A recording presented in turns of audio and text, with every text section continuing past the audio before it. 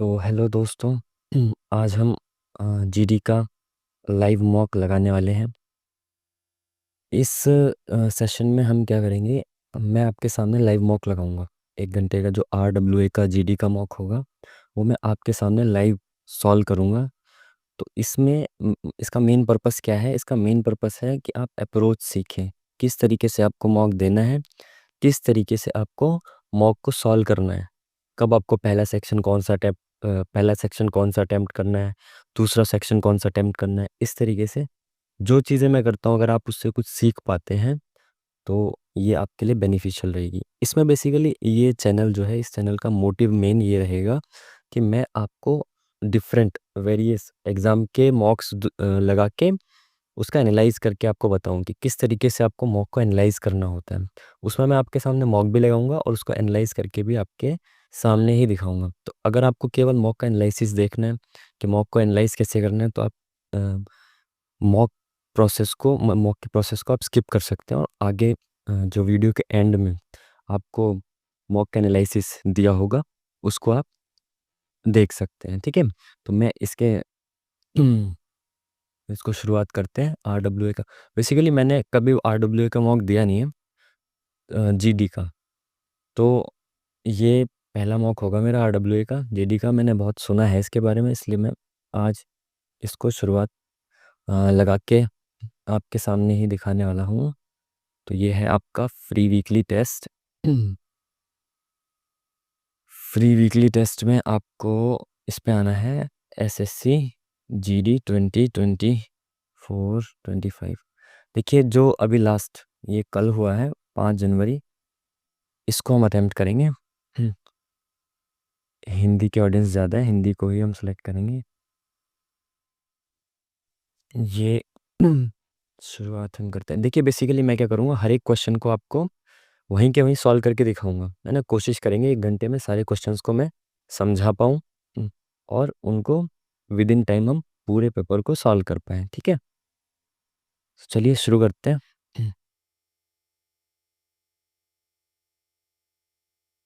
देखिए, मैं शुरुआत करता हूँ जनरल अवेयरनेस से। ठीक है, तो आप कौन से सब्जेक्ट को पहले रखते हैं वो आपके ऊपर है, बट मैं शुरुआत करता हूँ जनरल अवेयरनेस से। इसके बाद मैं लेता हूँ रीजनिंग को, फिर मैथ्स को लूँगा और एंड में हम हिंदी को लेंगे। ठीक है, क्योंकि हिंदी कम टाइम में हो जाती है।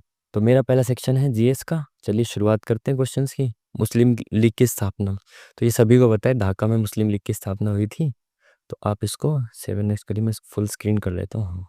7 नेक्स्ट, इंसुलिन द्वारा किस बीमारी का उपचार किया जाता है? ये देखिए, बहुत बार पूछा जा चुका है क्वेश्चन। मधुमेह, डायबिटीज। विश्व सरकार शिखर सम्मेलन, ये मुझे पता नहीं है, तो मैं इसको अभी करूँगा रिव्यू नेक्स्ट। कौन सा बैंक 1955 राष्ट्रीय में? तो SBI बैंक कौन सा था पहले, किस नाम से जाना जाता था? Imperial bank of India. ये भी आपको पता ही होगा। कौन सी नदी हिमालय की सबसे पूर्वी सीमा? देखिए, सबसे पूर्वी सीमा ब्रह्मपुत्र बनाती है, जो कि अरुणाचल प्रदेश में से नामचा बरवा पर्वत के थ्रू अंदर आती है। भारत का केंद्रीय आलू अनुसंधान, ये देखिए बहुत बार रिपीट हो चुका है क्वेश्चन, शिमला में है। यूनिफॉर्म सिविल कोड किसने लागू किया हाल ही में? उत्तराखंड की सरकार ने इसको लागू कर दिया और ये पहला राज्य बन चुका है अभी फिलहाल, हाल फिलहाल में। वैसे गोवा में पहले से है। सोनार का पूर्ण रूप क्या है? देखिए, ये रेलवे में भी देखने को मिला है क्वेश्चन और पहले भी आ चुका है, मैंने देखा है इस क्वेश्चन को कहीं ना कहीं। तो इसकी फॉर्म फुल देखिए, इसमें कंफ्यूज नहीं होना, SO नहीं है, सोनार। SO का मतलब है साउंड। तो साउंड नेविगेशन एंड रेंजिंग। मी दम मी फी उत्सव किस? तो ये देखिए, मुझे इसके बारे में जानकारी नहीं है। तो ऑप्शन से मैं इसमें अगर पिक करता हूँ, क्योंकि मैं नहीं चाहता कि दूसरे गो में मैं आऊँ, तो इसका नाम भी मी दम फी है, तो इसको इस पे मतलब रिस्क ले लेते हैं, इस पे लगा देते हैं। मैंने ले लिया रिस्क, बाकी आप देख लेना। एक पुस्तक, clear light of the day, Anita Desai की, ये मेरे को पता है, बाकी आप देख लेना। अगर आपको नहीं पता तो ये स्किप करने के लिए क्वेश्चन हो सकता है।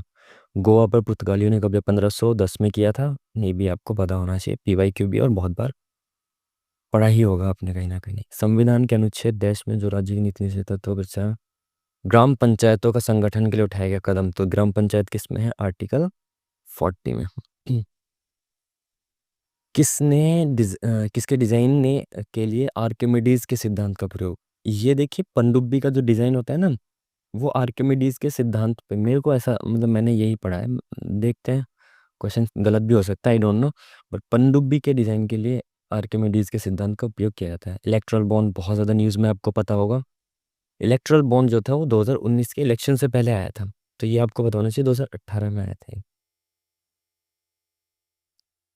अनुच्छेद 76 के अनुसार महान्यायवादी कौन होगा जो डैश के लिए पात्र हो। तो ये आपका उच्च न्यायालय, सर्वोच्च न्यायालय महान्यायवादी है ना, अटॉर्नी जनरल सर्वोच्च न्यायालय के, सुप्रीम कोर्ट के न्यायाधीश के रूप में नियुक्त होने के लिए पात्र होना चाहिए।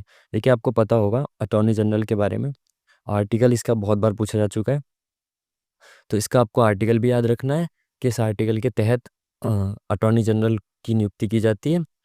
तो अटॉर्नी जनरल कौन सा आर्टिकल में आता है आपका, आर्टिकल नंबर 76, ठीक है। नेक्स्ट पढ़ते हैं इसमें। सबसे दक्षिणी छोर केप कोमोरिन निम्नलिखित में किस राज्य में स्थित है। सबसे दक्षिणी छोर, अब देखिए भारतीय महाद्वीप का सबसे दक्षिणी छोर सबसे दक्षिणी राज्य में ही होना चाहिए। तो सबसे दक्षिणी राज्य कौन सा है, तमिलनाडु। मुझे पता नहीं है, दक्षिणी राज्य तो तमिलनाडु ही होना चाहिए। गरीबी हटाओ का नारा, आई थिंक ये तो जो पढ़ा लिखा नहीं है उसको ही पता होगा। परमाणु के नाभिक में मौजूद प्रोटॉन न्यूट्रॉन की कुल संख्या, देखिए प्रोटॉन और न्यूट्रॉन की कुल संख्या जो है वो होती है आपकी मास नंबर। सबसे अधिक समय तक रहने वाली अंतरिक्ष यात्री कौन है।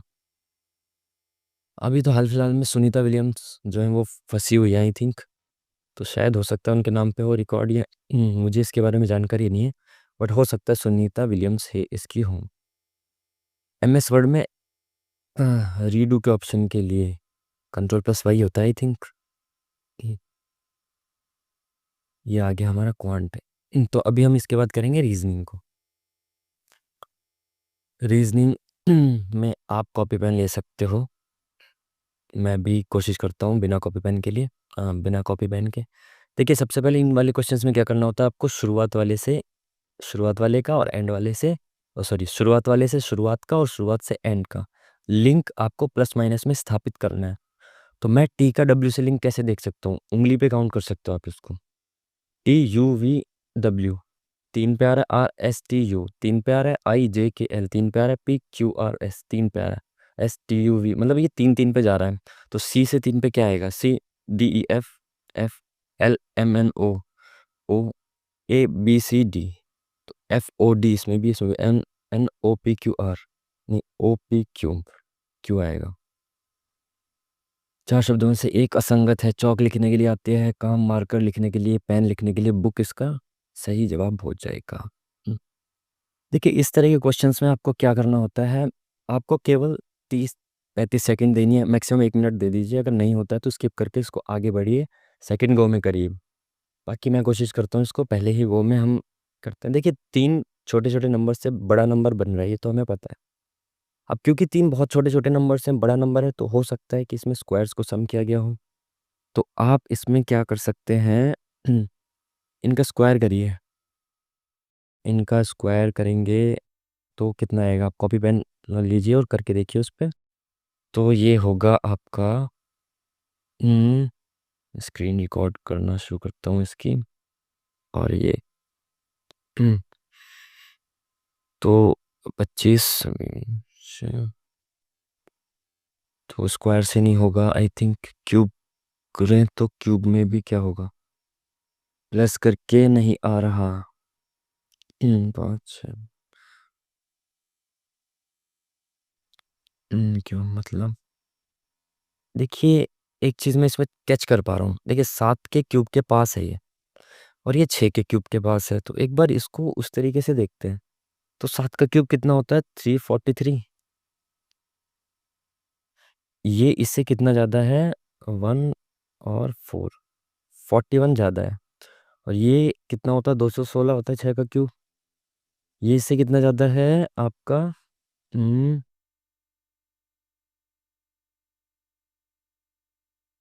19 ज़्यादा है, कितना ज़्यादा है, हाँ 19 ज़्यादा है। नहीं, 29 ज़्यादा है, आई थिंक। हाँ, 29 ज़्यादा है। तो ये 29 और 41 कैसे आ रहा है, ये देखने की कोशिश करते हैं। 6 और 5 से 41 कैसे बन सकता है? 6 पंजे 30 और 11, 11 कैसे आएगा? 6 5 11। 5 चौक 20 और 5 4 9। वेरी गुड, ये आ गया। मतलब इनको पहले इसका क्यूब किया गया है, प्लस फिर पहले उनकी ऊपर वालों की मल्टीप्लाई और प्लस दूसरे बार में प्लस, और दोनों को जोड़ दिया गया। 6 पंजे 30 और 30 में प्लस कर दिया, 6 5 11। तो ये हो गया हमारा 41। तो 41 को इसमें इसके क्यूब में जोड़ दिया, यानी कि 5 का क्यूब होता है 125। 125 में पहले इसका मल्टीप्लाई करके जोड़ना है, 4 तिया 12। फिर इनको प्लस करके जोड़ना है, 4 और 3 7, 7 5 12 13 14। 4 2 यूनिट डिजिट है, 2 3 4। तो ऑप्शन नंबर इसका हो जाएगा 144।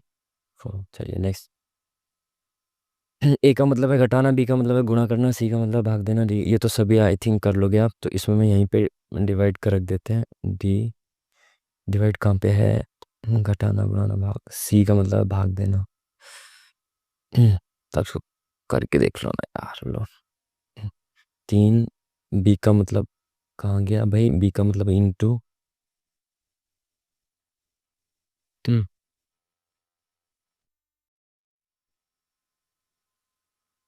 ये क्या हो गया भाई?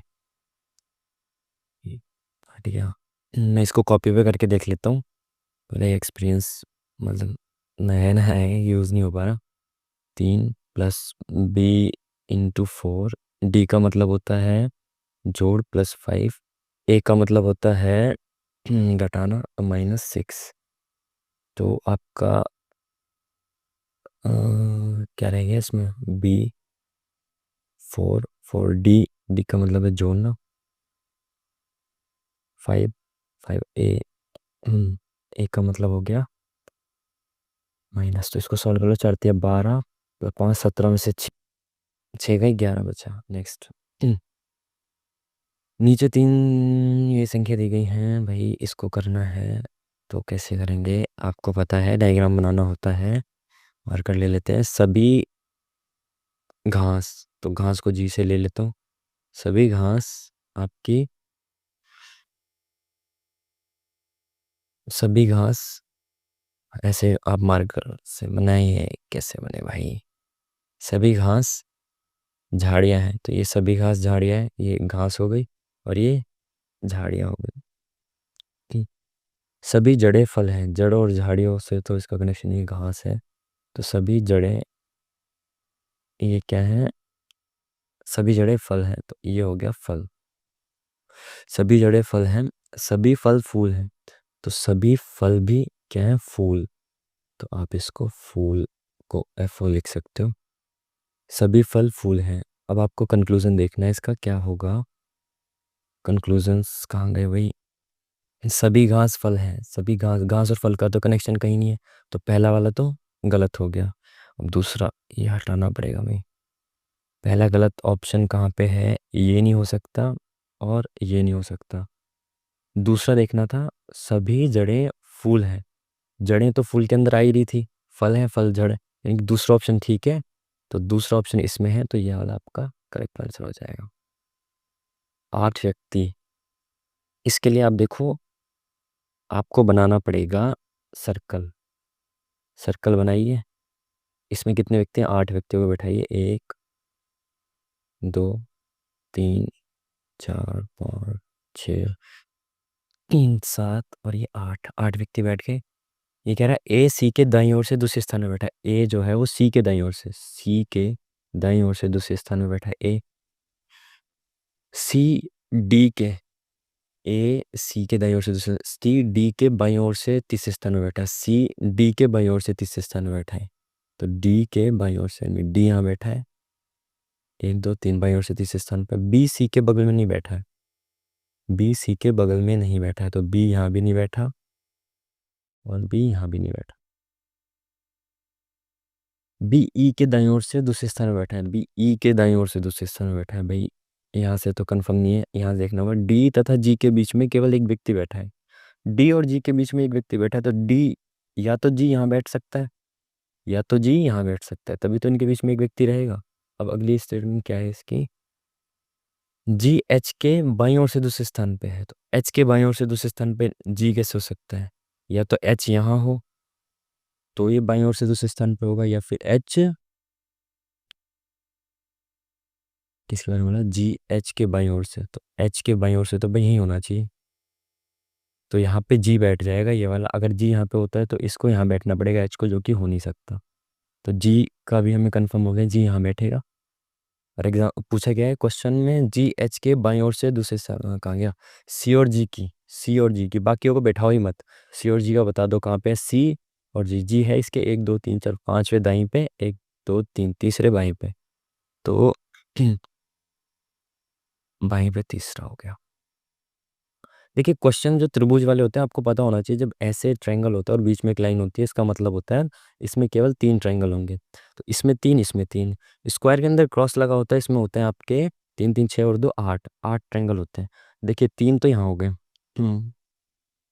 3 ऊपर वाले ट्रायंगल में, 3 नीचे वाले ट्रायंगल में, और एक स्क्वायर में होते हैं आपके 8, तो 4 स्क्वायर में हो गए 8 चौक 32, तो 32 ही हो गए।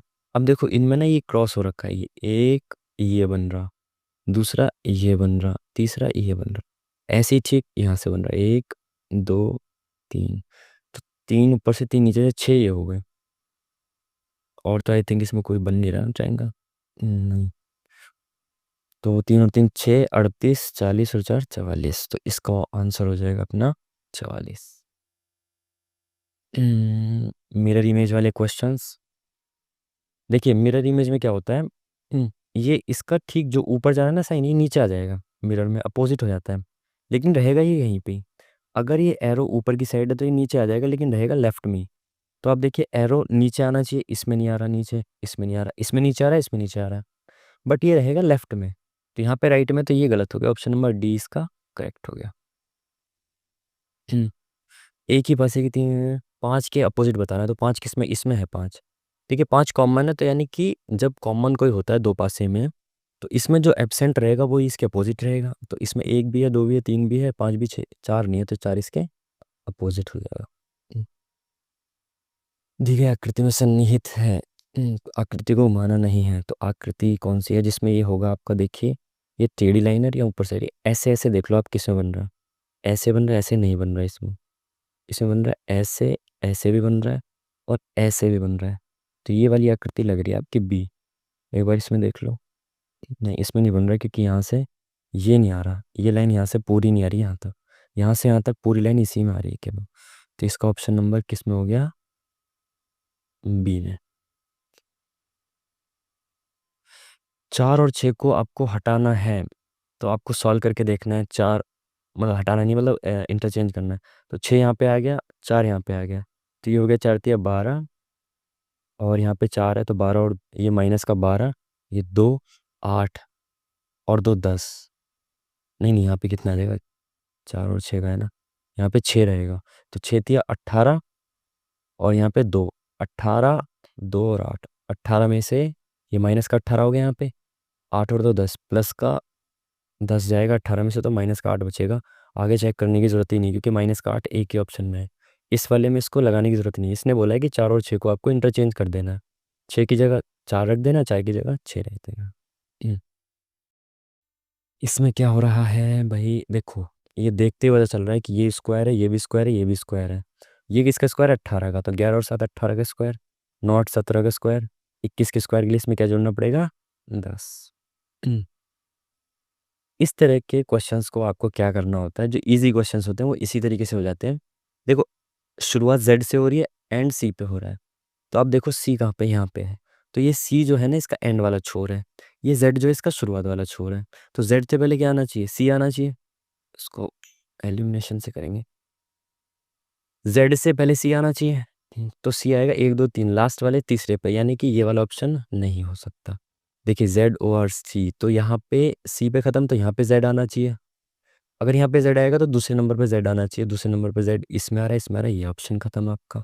अब इसमें देखिए आप अलग कौन सा ऑप्शन है, अलग है तीसरा वाला और चौथा वाला। तीसरे ऑप्शन पे तीसरे वाले पे देखिए आपको क्या आना चाहिए, जेड के बाद क्या आ रहा है, एच आ रहा है ना, तो जेड के बाद यहाँ पे एच आना चाहिए, और एच किस में है तीसरे ऑप्शन में, एच है केवल बी ऑप्शन में, तो ये आपका करेक्ट हो गया। ठीक है, इस तरीके से आप इनको कर सकते हो क्वेश्चंस को।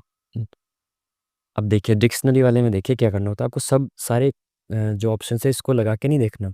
आपको क्या करना है, केवल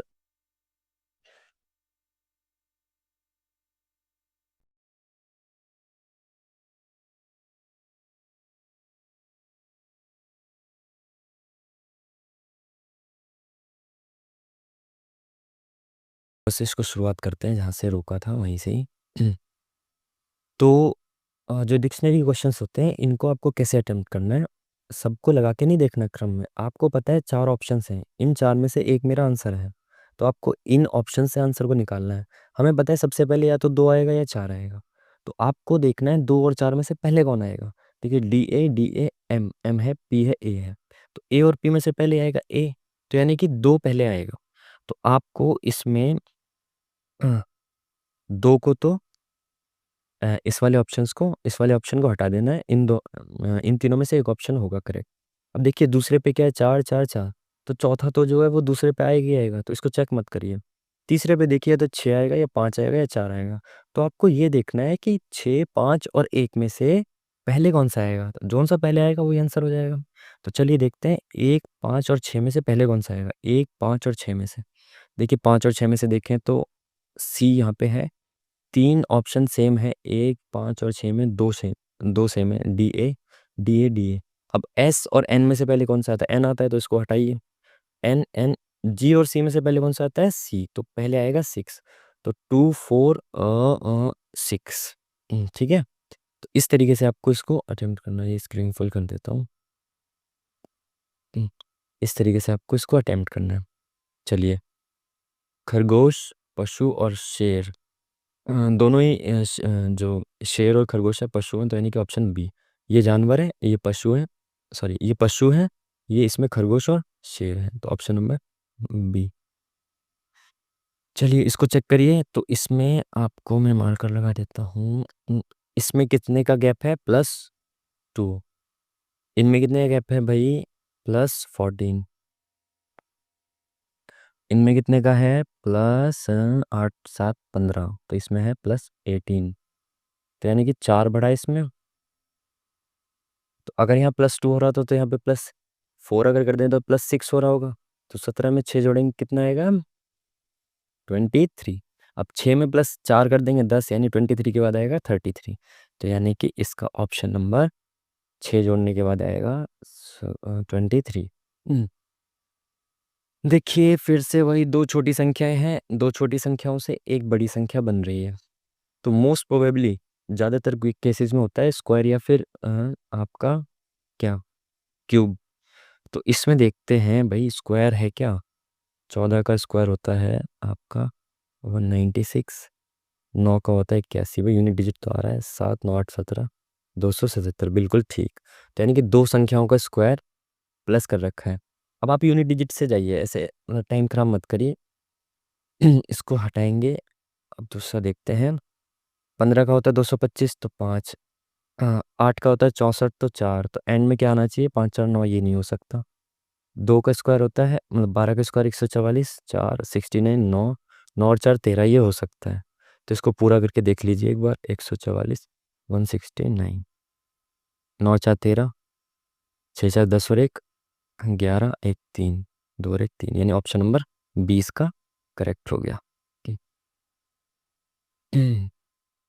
बाकी इनको भी करके देख सकते हो आप। इसका स्क्वायर में 1 आएगा, इसके में 4 4 और 1 5, एंड में नहीं आ सकता।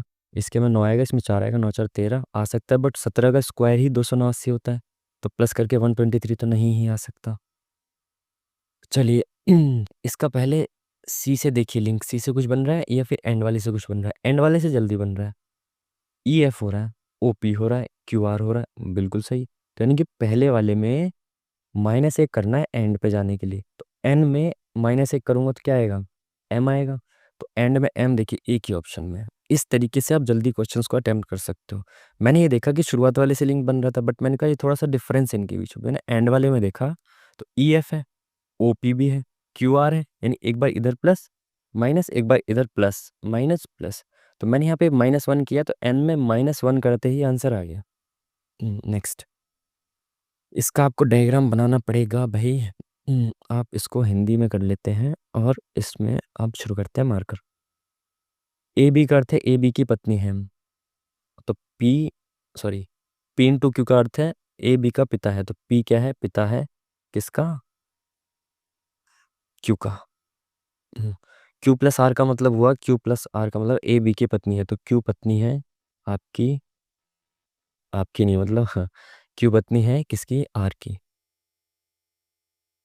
आर माइनस एस का मतलब हुआ ए बी का भाई है। तो आर क्या है? भाई है, पति है, तो ऑब्वियस सी बात है पुरुष ही होगा। अरे यार क्या बना था ये? पी जो है वो पिता है किसका? क्यू का। क्यू प्लस आर था, ए प्लस बी ए बी की पत्नी है, तो यानी कि क्यू पत्नी है ए ए बी की पत्नी है, ए आर की पत्नी है, तो आर पुरुष हो गया। आर माइनस एस का मतलब था ए बी का भाई है, तो आर भाई है एस का। अब ये नहीं पता है लड़की है लड़की लड़का। एस डिवाइडेड बाई टी मतलब है ए बी की माँ है, तो ये माँ है किसकी? बी की। तो बी यहाँ पे कौन है? टी। तो ये टी की माँ है। अब ये देखना है आपको कि इनमें से कौन सा ऑप्शन सही है। आर टी की माँ का भाई है। आर टी की माँ का भाई है, बिल्कुल सही है, पहले ऑप्शन सही है। दूसरा देखना पी आर का पिता है। पी आर का पिता थोड़ी है, ससुर है। क्यू एस की बहन है। क्यू एस की बहन कैसे हो सकती है? भाभी है ना ये तो पहले ऑप्शन ठीक है। हम्म,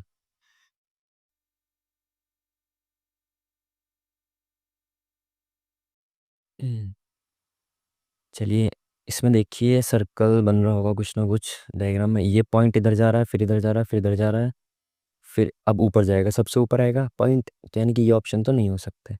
बाकी दूसरा देखिए, ये लाइन इधर आ रही है, फिर इधर, फिर एक नीचे, फिर एक नीचे, इधर आएगी। अब इधर किस में? लाइन सी में। तो option number C is the correct answer. अब आ जाते हैं हम मैथ्स पे। 8 व्यक्ति 20 दिन में एक काम को पूरा कर सकते हैं। आ जाओ भाई, पेन हमारा ये रहा। 8 व्यक्ति 20 दिन में किसी काम को पूरा कर सकते हैं। 8 व्यक्ति हैं, 20 दिन में काम को पूरा करें तो टोटल काम हो गया हमारा 160। 5 दिन काम करने के बाद उन्हें अगले 8 दिन में काम पूरा करने का अनुरोध किया गया। 5 दिन काम कर चुके हैं 8 व्यक्ति। 8 व्यक्ति 5 दिन में काम करने के बाद ये काम हो गया भाई 40। अब टोटल काम कितना बचा? 120। 40 काम हो चुका है। 120 काम बचने के बाद अब इन्होंने कहा कि काम को 8 दिन में पूरा करना है। तो 120 काम को 8 दिनों में पूरा करना है, तो एक दिन में कितने व्यक्ति चाहिए? 8 पंजे 40, 15 व्यक्ति चाहिए। 8 हमारे पास ऑलरेडी है, तो और कितने व्यक्तियों को शामिल किया जाएगा? 7 व्यक्तियों को। ठीक है, नेक्स्ट क्वेश्चन। एक चुनाव में 2 उम्मीदवारों ने भाग लिया। चुनाव में 65 मतदाताओं ने वोट डाला। 3% अवैध घोषित किए गए और एक उम्मीदवार को इतने मत मिले जो कुल वैध मतों का 65% था। देखिए हमें पता नहीं है कितने लोगों ने वोट डाला। हमने कहा एक्स लोगों ने, मतलब टोटल मतदाता जो है वो एक्स है। इसमें से 65 ओ भले 65% ने वोट डाला है। इसमें से भी 3% अवैध हो गए, मतलब इसमें से वैध कितने थे? 97%। इसमें से जिसको ये क्या हो गया हमारा? वैध मत हो गए इतने। इतने टोटल वैलिड वोट्स पड़े हैं। इस वैलिड वोट्स में से 65% जिसको मिले, यानी इसका 65% आपका क्या दे रखा है भाई? ये दे रखा है आपका 8196 ये है इसकी वैल्यू। तो अब आप देख सकते हो, तो कैसे देखोगे? 13 से काट दो इसको। 13 पंजे 65, 13 6 71, 13 3 39, 05। 13 पंजे 65 है ना? फिर 13 से काट दो। 13 पंजे 65, एक सेकंड, 13 6 71 हो गया था ना? 13 3 39, 0 53। 13 से काट दीजिए इसको। 13 13 54, 13 पंजे 65, 13 चौके 52। अब इसमें कितना बचा? 11। 13 निम्मा 117, 13 अट्ठे 104, तो 8 आ गया। 6 बचा। 13 पंजे 65 5 आ गया। अब ये बचा 5 और 5 25। 5 से काटो इसको।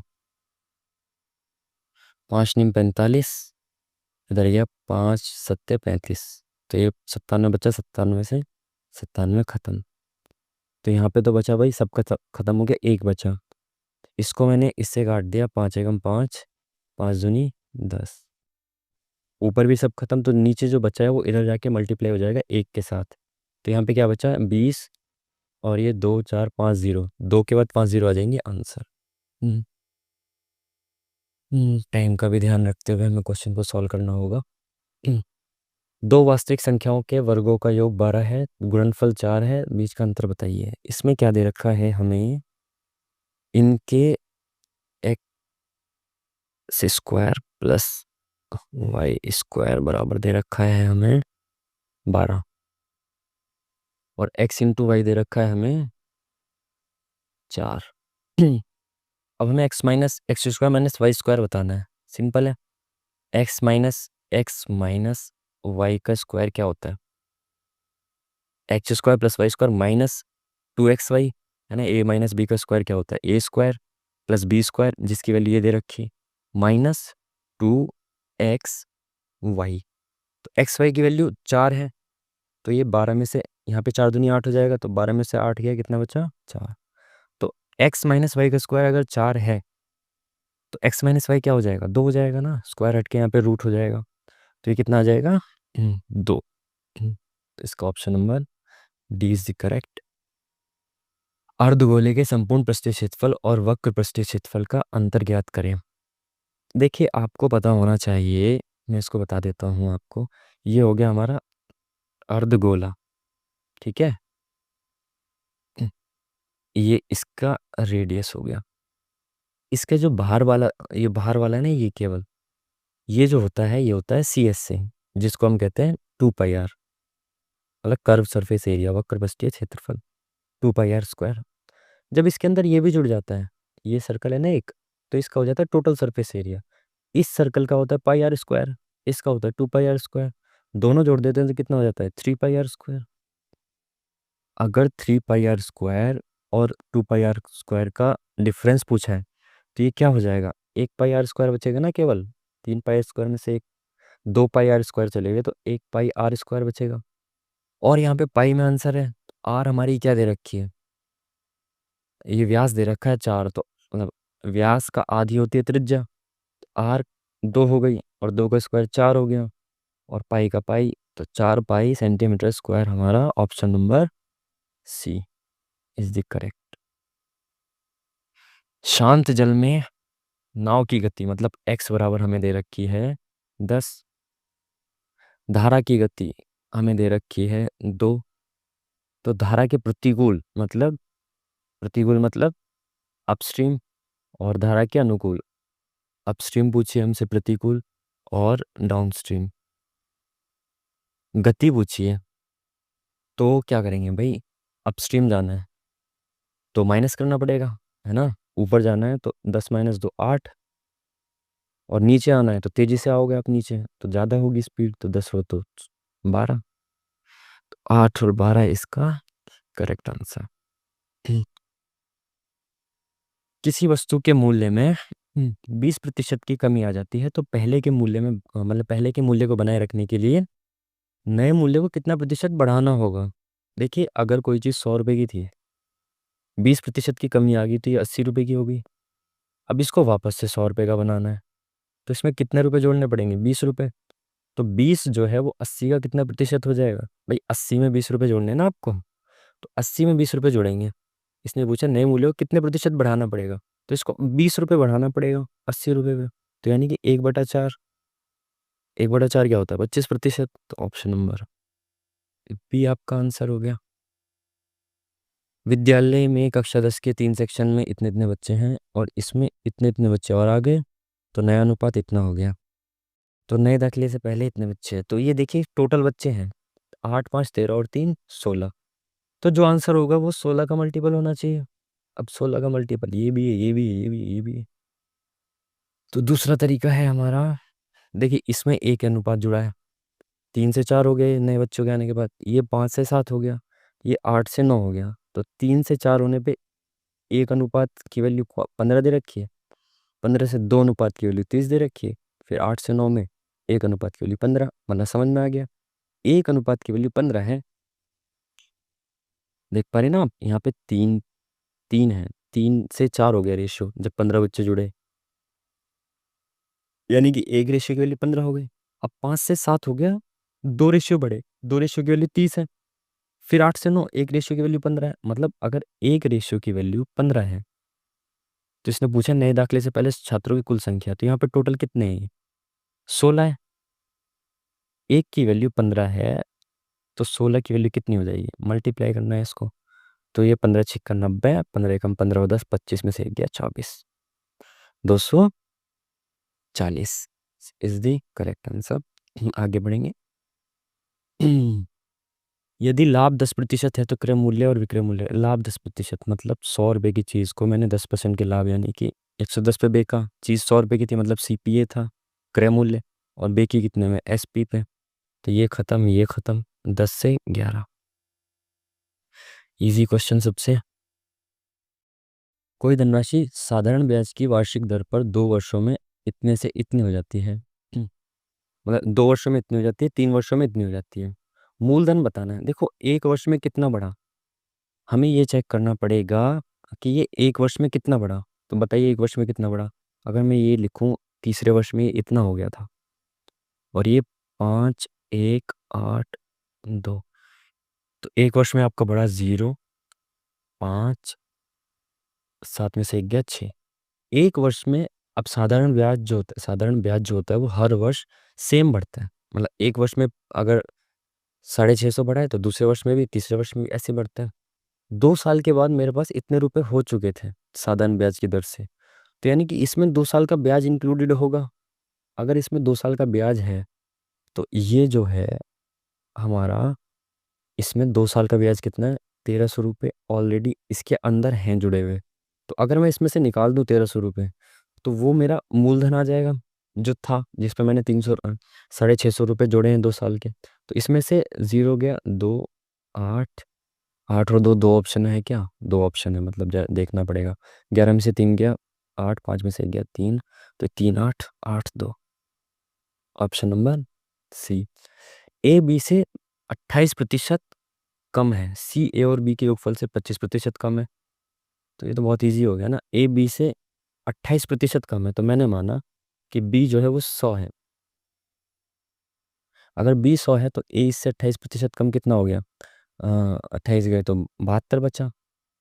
अब जो सी है वो दोनों के योगफल का, जो योगफल से 25% कम है, यानी 75% है। इनका योगफल कितना हुआ? 172। तो 172 से 25% कम है, यानी कि 75% है। तो 104 × 4 = 4 × 12, 3/4 मतलब 75%।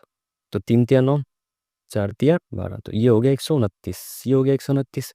सी ए से कितना प्रतिशत ज्यादा है? तो ए है 72, भाई 72 से सी कितना ज्यादा है? ये है आपका, कितना ज्यादा है भाई? 7 और 5, यानी कि 57 ज्यादा है इससे, है ना। 129 72 से 57 ज्यादा है। ये कितना प्रतिशत ज्यादा है? ये इंटू 100 कर दिया हमने। अब क्या करेंगे भाई? देखो 4 से काटो, 4 से मत काटो तो किससे काटोगे भाई?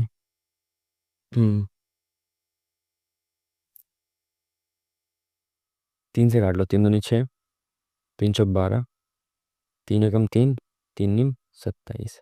अभी आ गया 19 × 100, 1900। 1900 को मुझे 24 से डिवाइड करना है। आप इसको 24 से मत करो, आप इसको 25 से करो, अप्रोक्स 25 मान लो, क्योंकि ऑप्शन में थोड़ा बहुत अंतर तो है। जब मैं इसको 25 से करूँगा, तो 25 अट्ठे 200 होना चाहिए।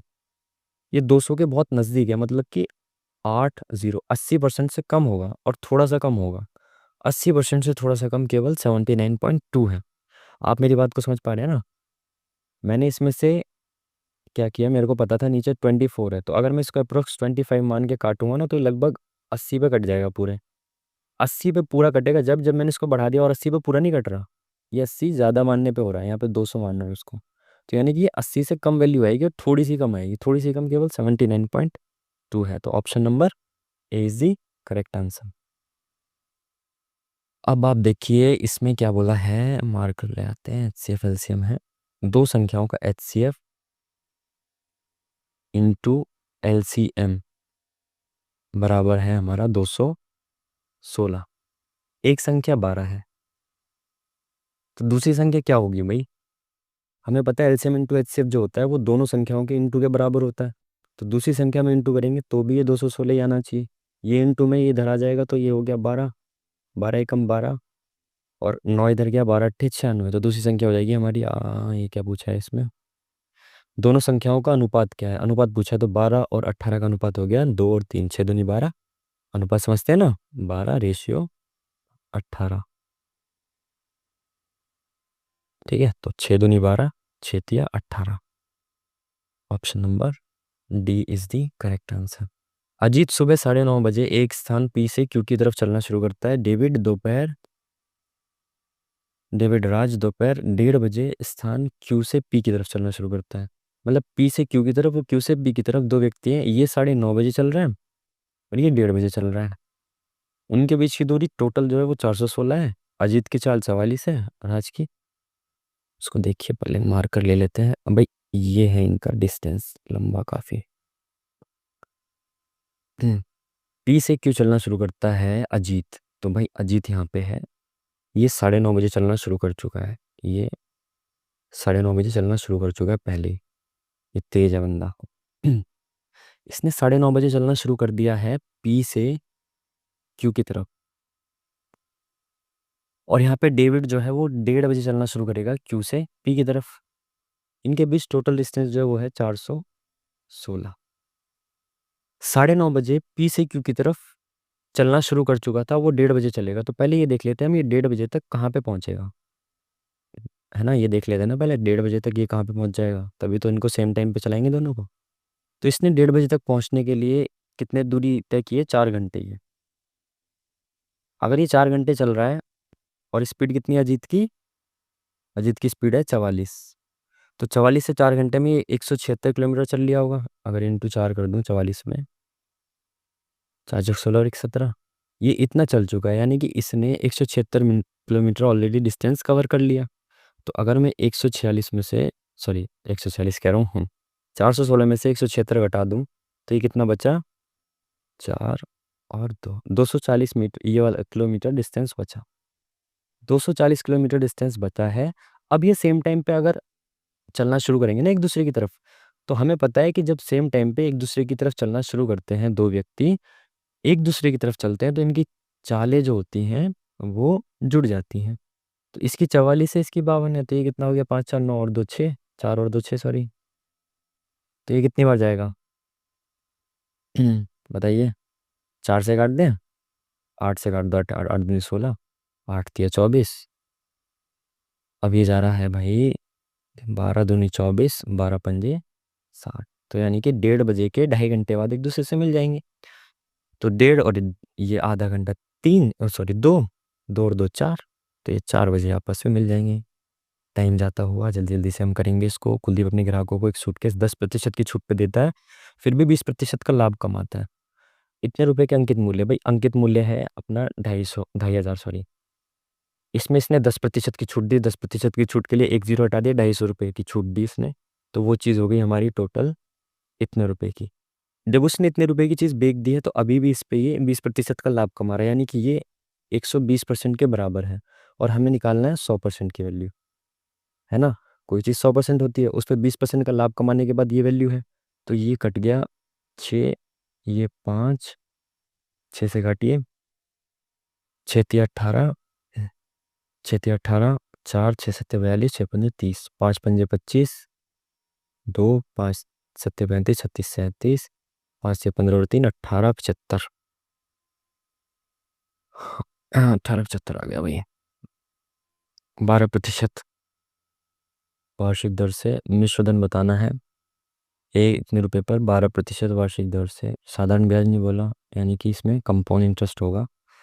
इसमें हमें क्या बताना है भाई? चक्रवृद्धि ब्याज बताना है, 4 जीरो। 1 साल में 12% का ब्याज लगेगा तो ये 112% हो जाएगा ना। फिर 1 साल में फिर दूसरी साल भी ये 112% हो जाएगा, जो भी इसकी वैल्यू आएगी। ये 2 ज़ीरो से ये 2 ज़ीरो गई, ये 2 ज़ीरो से ये वाली 2 ज़ीरो गई। अब ये बचेगा, इनका प्रोडक्ट आएगा, जो आंसर क्या आना चाहिए भाई, 2 दूनी 4, यूनिट डिजिट 4 आएगा, तो 4 एक ही ऑप्शन में है। आप मेहनत मत करिए ज़्यादा, स्मार्ट तरीके से करिए। एक ही ऑप्शन में एंड में 4 था, हमें पता था यूनिट डिजिट 4 आएगा, तो एक ही ऑप्शन में 4 है। हम्म, कोई संख्या ये है जो 6 से विभाज्य है, के का सबसे बड़ा मान बताना है। तो भाई 6 से विभाज्य है तो वो 3 और 2 दोनों से विभाज्य होगी। अरे हम्म, ये क्या हो रहा है भाई मेरे साथ। हम्म,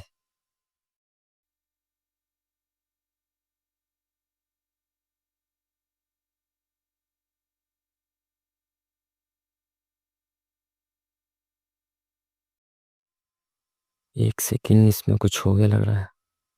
अच्छा, हाँ गया। अब क्या है ये देखिए, सबसे बड़ी संख्या जो के का मान होगी, 6 से विभाज्य है तो वो 3 से भी होगी और वो 2 से भी होगी। 3 और 2 से विभाज्य होने के लिए एंड वाला जो डिजिट है, अगर 2 से देखे तो एंड वाला डिजिट इवन होना चाहिए, मतलब सम होना चाहिए। 9 तो नहीं हो सकता, सम नहीं है। 8, 4 और 6, इनमें से एक एक को रख के देखें, 8 को रख के देखेंगे, तो यहाँ पे अगर 8 रख दोगे आप, तो 8 और 6 14, 14 और 5 19, 19 और 8 27, तो ये 3 से कट गया। 4 और 3 7 से नहीं कटेगा। फिर आपको क्या रखना पड़ेगा इसमें, अब आपको रखना पड़ेगा भाई 6, सबसे बड़ा 6 है ना 8 के बाद, तो यहाँ 6 रखेंगे। 6 3 से कट जाएगा, ये भी 3 से कट जाएगा, ये बीच वाला 6 भी 3 से कट जाएगा, 5 4 9 भी 3 से कट जाएगा, 3 भी 3 से कट जाएगा, तो ये 6 रखने पे आपका आंसर आएगा, जो 3 और 2 दोनों से कटेगा, मतलब 6 से कटेगा। किसी परीक्षा में उपस्थित होने वाले सभी छात्रों में से 45% छात्र लड़के हैं और शेष लड़कियां हैं। 60% लड़के, 70% लड़कियां उत्तीर्ण हुई, तो अनुत्तीर्ण होने वाले छात्रों को प्रतिशत निकालना है। तो भाई देखिए, आ जाओ भाई मार्कर। अरे भाई 100% होते हैं, इसमें से 45% जो है भाई वो बॉयज़ है, मतलब लड़के हैं, और गर्ल्स जो है, स- शेष गर्ल्स है, मतलब 55% गर्ल्स हैं। 60% लड़के उत्तीर्ण हुए, तो अनुत्तीर्ण कितने हुए भाई, अनुत्तीर्ण के बारे में देखना है ना, तो टाइम खराब क्यों करना, डायरेक्ट अनुत्तीर्ण निकालेंगे ना। 60% लड़के पास हुए, तो 40% लड़के अनुत्तीर्ण हुए इसमें से। हाँ, इसमें 70% लड़कियां पास हुई हैं, तो इसका 30% लड़कियां फेल हुई हैं, है ना। इसका 40%, तो 1% 4.5, 10% 4.5, 9 दूनी 18, 18 लड़के फेल हो गए। इसका 30% निकालना है, तो 1%, 10% 5.5, तो 5.5 इंटू 3 करेंगे तो ये आ जाएगा 16.5। इनको जोड़ेंगे तो कितना आ गया भाई, कितने लोग फेल हो चुके हैं, क्योंकि हमने 100 माना है ना टोटल, तो आप 100 के हिसाब से निकालेंगे तो परसेंटेज की वैल्यू वही आएगी। परसेंटेज का मतलब तो 100 पे होता है ना, तो हमने माना ही 100 है टोटल। तो ये कितना आ गया हमारा, 5.8614 दो 3, तो 34.5। क्योंकि हमने 100 माना था, तो 100 पे ही इसकी वैल्यू आएगी, तो ये एक सेकेंड, हमने क्या क्या लगा दिया, यही लगाया ना, 34.5। 5 संख्याओं का औसत 7 है। 5 संख्याओं का औसत अगर 7 है, 3 नई संख्याएं जोड़ी जाएं, तो नया औसत 8.5 बन जाएगा। 3 नई संख्याओं का औसत बताना है।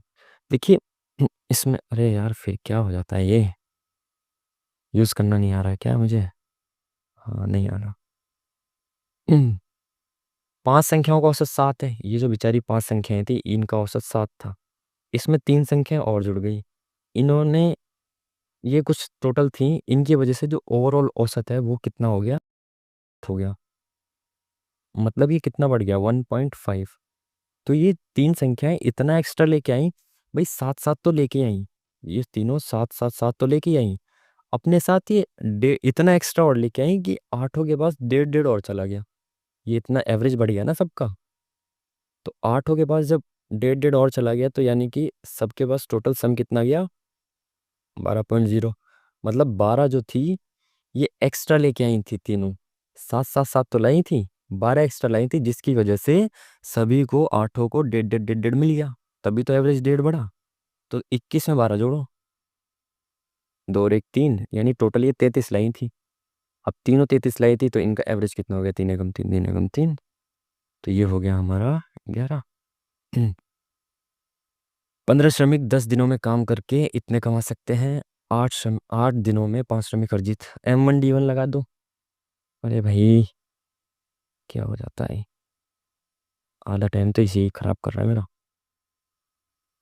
15 गुना 10, ये कितने दिनों में कर लेते हैं? सॉरी, कितने कमा सकते हैं? 1800। तो इनके ही रेशियो के बराबर 8 लोग इंटू करेंगे 5 से, और ये कितने कमा लेंगे, है ना? या तो सीधा कर दो, नहीं तो ऐसे कर दो आप। ये इधर चला गया, पहले इसको इससे काट दो, 1 0 से 1 0 खत्म।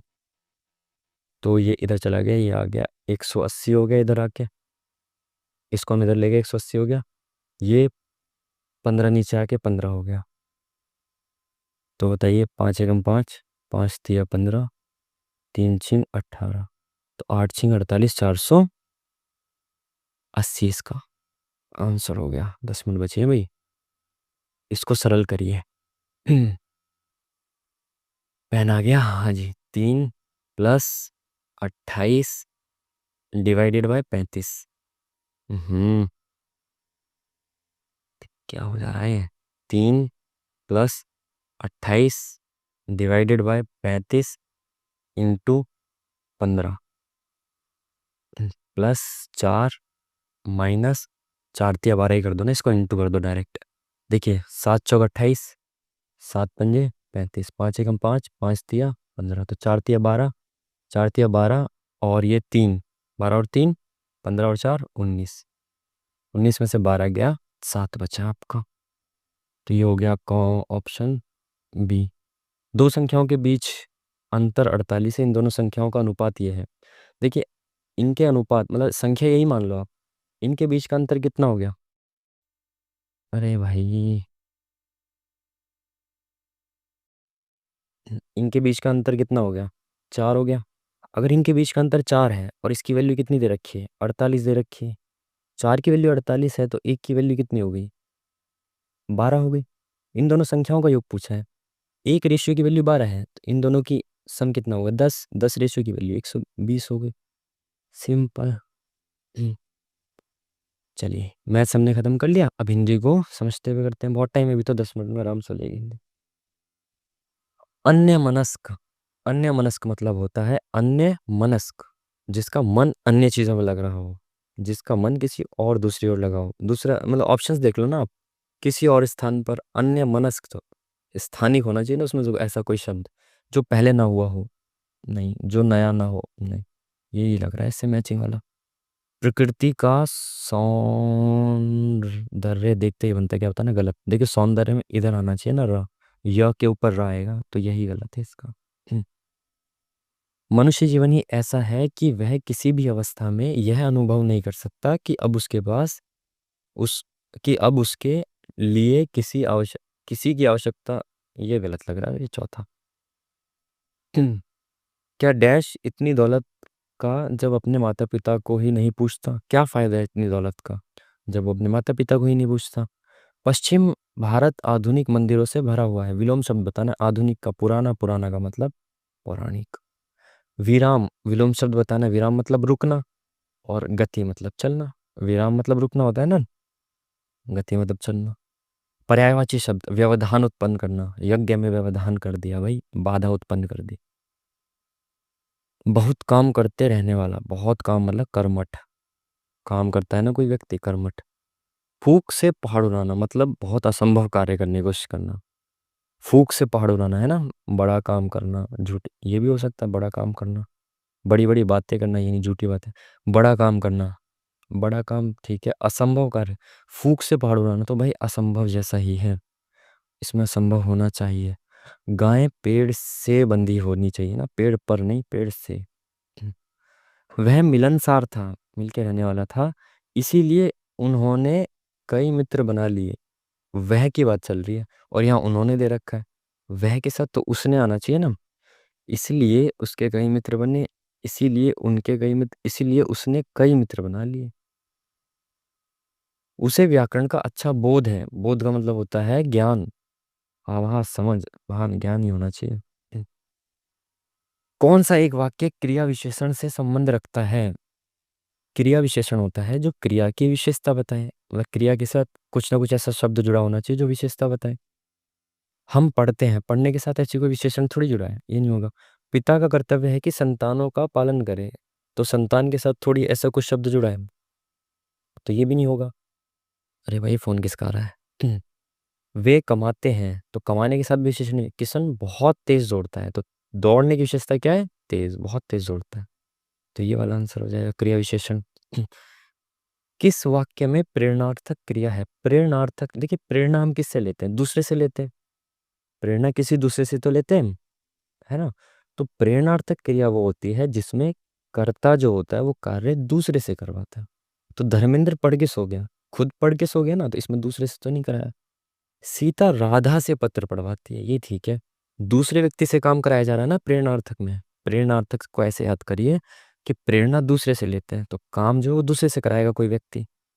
सोहन ने खाना बना लिया, मुझे पढ़ने दो, यही ऑप्शन सही होगा। दीपक ने रंजीत के साथ डैश का निर्वाह किया, मित्रता का निर्वाह किया। दिखावे का तो नहीं होगा, खेल का। शत्रु नहीं होना चाहिए, शत्रुता होना चाहिए था। दीपक ने रंजीत के साथ शत्रुता का निर्वाह किया। हम्म, इसमें देखिए क्या होता है भाई। आजकल के युवा कल के भविष्य हैं, देश की उन्नति का आधार युवा वर्ग को ही माना जाता है। युवाओं में इतना डैश और शक्ति होती है। युवाओं में इतना शक्ति के साथ क्या आएगा? साहस आना चाहिए। खुशी और शक्ति थोड़ी, शांति और शक्ति भी नहीं, पानी और शक्ति भी नहीं है। साहस और शक्ति होती है कि वे किसी भी परेशानी का सामना कर सकते हैं। इस इनके जीने की अपनी एक अलग ही डैश होती है, शैली होना चाहिए। जिज्ञासा नहीं, उत्साह नहीं, तरीका। जीने की तो शैली होती है ना भाई, जीवन शैली। मेरा भी गलत हो सकता है, आई डोंट नो, बट मेरे हिसाब से ठीक ही है। युवा वर्ग में हर समय कुछ नया करने का जोश रहता है भाई, जोश। डर तो नहीं रहता, प्रेम भी नहीं रहता, आदर, सपना। इन चारों में से तो यही एक करेक्ट लग रहा है। डर तो नहीं रहेगा ना नया करने का। प्रेम भी हो सकता है, आदर भी नहीं। तो सपना रहता है भाई नया करने का, मेरे हिसाब से तो सपना होना चाहिए। आज इन्हीं सब की देन है कि हमारी सेना दिन प्रतिदिन मजबूत होती जा रही है भाई, कमजोर थोड़ी होगी, मजबूत। परंतु परंतु परंतु कई कारणों से युवाओं में पाश्चात्य संस्कृति का प्रभाव और आधुनिक रहन सहन की धारणा उत्पन्न हो रही है, जिसके कारण वे अपने नैतिक डैश की अवहेलना कर रहे हैं। नैतिक क्या होते हैं? कर्तव्य, गाने, फिल्में, मूल्य, नैतिक मूल्यों की अवहेलना। आई थिंक ये सब हम अटेम्प्ट कर चुके हैं। और अब जनरल अवेयरनेस में एक क्वेश्चन रह गया था, तीसरा रह गया था नहीं। हम्म। विश्व, बैकग्राउंड में मशीन चल रही कि विश्व सरकार शिखर सम्मेलन की मेजबानी कौन करेगा? इसके बारे में मुझे कोई आइडिया है नहीं, करंट अफेयर का क्वेश्चन है, तो आई थिंक यहीं पे सबमिट करते हैं इसको। कि सबमिट कैसे होता है भाई? सबमिट टेस्ट, ये रहा। Submit test, submit, proceed, view result.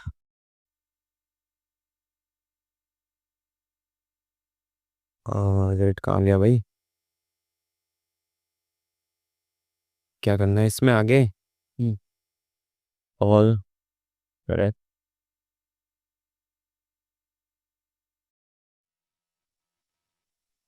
क्या हो गया? Free weekly test, GD.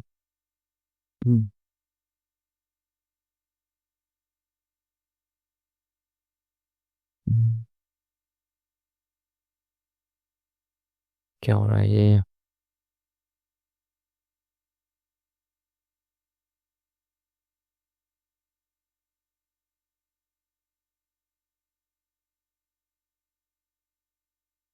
हम्म।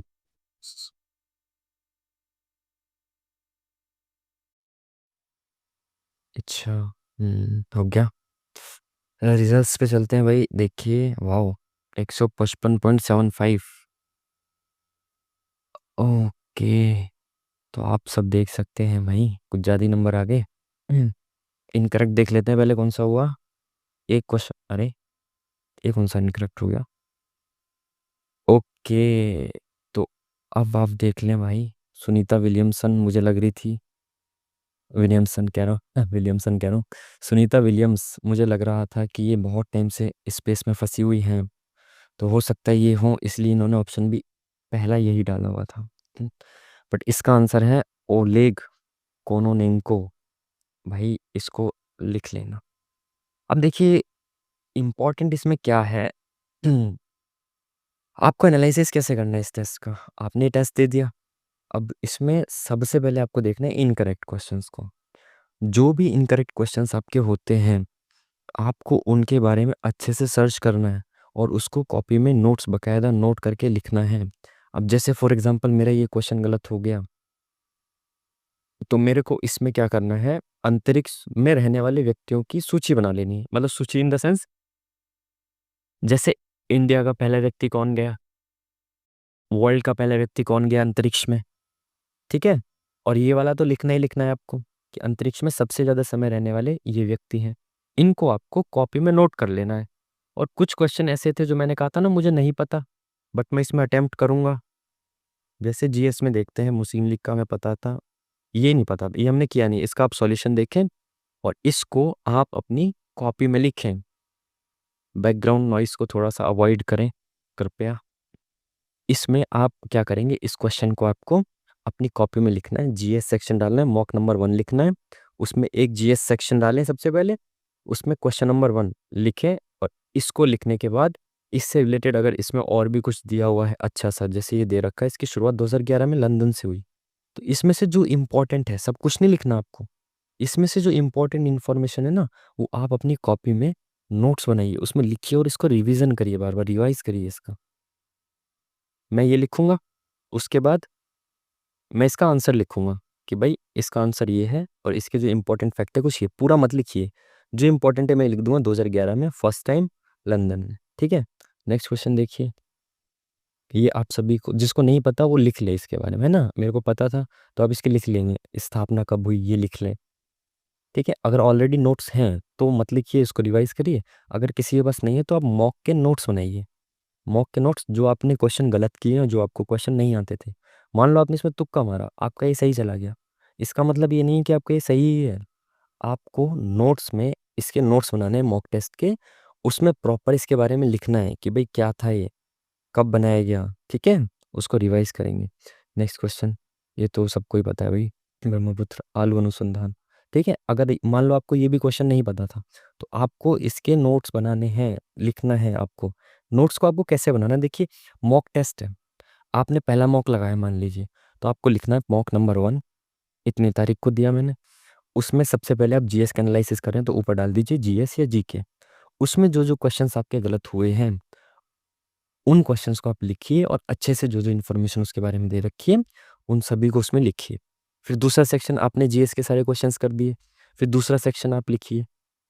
दूसरे सेक्शन में मान लो जीएस के बाद आगे रीजनिंग, आपका कोई लॉजिक नहीं लग रहा था रीजनिंग में, तो आप उस क्वेश्चन को लिखिए और उसका लॉजिक लिखिए उसमें, और उसको बार बार रिवाइज करिए कि भाई इसमें क्या लॉजिक लग रहा था, ठीक है। इस तरीके से आप नोट्स बनाइए। अब जैसे हम देख लेते हैं, जैसे ये मेरे को नहीं पता था, ये वाला क्वेश्चन मुझे नहीं पता, तुक्का हमारा ये सही चला गया, पता नहीं क्यों। ये अब तुक्का भी देखिए यहाँ पे ना, ये नाम अजीब सा लग रहा था तो मैंने भी इसमें अजीब से ही नाम लगा दिए, ये सारे तो थोड़े से समझ में आ रहे थे। हो सकता है गलत हो जाता, कोई दिक्कत नहीं है, बट सही या गलत अब मैटर नहीं करता क्योंकि मैं मॉक टेस्ट दे रहा हूँ। तो यहाँ पे मैं इसको लिखूंगा अपने नोट्स में, ये लिखूंगा ये उत्सव, सामने लिखूंगा ये। अब देखिए इन उत्सवों के बारे में आपको इतना सब कुछ लिखने की कोई भी ज़रूरत नहीं है। अगर मान लो इसमें कुछ बहुत सारे डिटेल में दे रखा हो इसके बारे में, वो सब मत लिखिए। उत्सवों में केवल इतना इंपॉर्टेंट है किस समुदाय ने मना लिया और कहाँ पे, किस स्टेट में ये मनाया जाता है, बस इतना काफ़ी है। आप उसमें बेफिजूल का लिखेंगे तो याद करने की कैपेसिटी भाई लिमिटेड है ना, तो फालतू में याद ना कर पाए तो। बाकी आपकी मर्ज़ी, अगर आप लिखना चाहते हैं याद कर सकते हैं तो लिखिए, ठीक है। तो इस तरीके से आपको इनके नोट्स बनाने हैं, ठीक है। अब मान लो किसी व्यक्ति को इसको आर्टिकल नंबर 76 के बारे में ही नहीं पता, तो आप उसको 76 नंबर लिखें और सामने लिखें भारत का महान्यायवादी, ठीक है? उसकी योग्यता लिखें 5 वर्ष के लिए इतना-इतना ये होना चाहिए, बस। फालतू नहीं लिखना इतना सब कुछ, ठीक है? नियुक्ति कौन करता है? अपॉइंटमेंट्स आती है एग्ज़ाम में तो वो लिख देना है आपको सरकारी सलाह पर राष्ट्रपति द्वारा, ये आपको लिख देना है, ठीक है? जो इम्पोर्टेंट इन्फॉर्मेशन है और आपको लगता है कि नहीं पता, ये जो सारे सवाल सही चले गए इसका मतलब ये नहीं है कि आप इनको स्किप ही कर दें, देखें ही ना। इन सभी को आप ऐसे सॉल्यूशन देखिए, आपको लगता है ये आपको आता था तो ठीक है, नहीं आता था तो आप इसमें ये सब इन्फॉर्मेशंस ऐड करेंगे। जो इम्पोर्टेंट है ये सारा नहीं लिखना, जो इम्पोर्टेंट है इस क्वेश्चन के रिगार्डिंग वो आप इसको एक-एक लाइन में लिखें, ठीक है? तो दैट्स ऑल, आज के लिए इतना ही था मतलब मेरी तरफ से। ये मैंने आपके सामने इस मॉक को लगाया। आप देख सकते हैं नंबर्स तो ठीक बन गए मेरे। इतने तो मैंने एग्ज़ाम दिया था तब भी नहीं आए थे, मतलब इसका मतलब ये हुआ कि ये मॉक थोड़ा ईज़ी था। ईज़ी भी नहीं, परसेंटाइल देखिए आप, परसेंटाइल भी ठीक है। हम्म, देखिए बेसिकली मेरा इस चैनल पे मेरा आने का मोटिव यही है कि मैं ये चाहता हूँ कि आपको मॉक्स या तो मैं लाइव दूँ और लाइव देने के बाद उसको एनालिसिस किस तरीके से करना है, ये सिखाया जाए, ठीक है? अभी इसमें मेरे उतने गलत क्वेश्चंस नहीं थे बट फिर भी मैंने आपको बताने की कोशिश की कि हर एक मॉक को आप एनालाइज़ करिए। जो क्वेश्चंस गलत हुए हैं उसको आप लिखिए। मॉक टेस्ट केवल देना नहीं होता, उसको एनालाइज़ भी करना होता है अच्छे से, ठीक है? हर एक क्वेश्चन जो आपका गलत हुआ इसको तो लिखिए ही लिखिए, जो तुक्के से सही हुआ उसको भी लिखिए, ठीक है? प्रॉपर उसके नोट्स बनाइए और मॉक टेस्ट लगाते रहिए। बाकी तो बस इतना ही है। आपसे अब नेक्स्ट मॉक लगाएँगे, उसमें मिलते हैं आपसे, ठीक है? Thank you so much, thank you very much. आपने वीडियो को अगर लास्ट तक देखा है तो थैंक यू वेरी मच।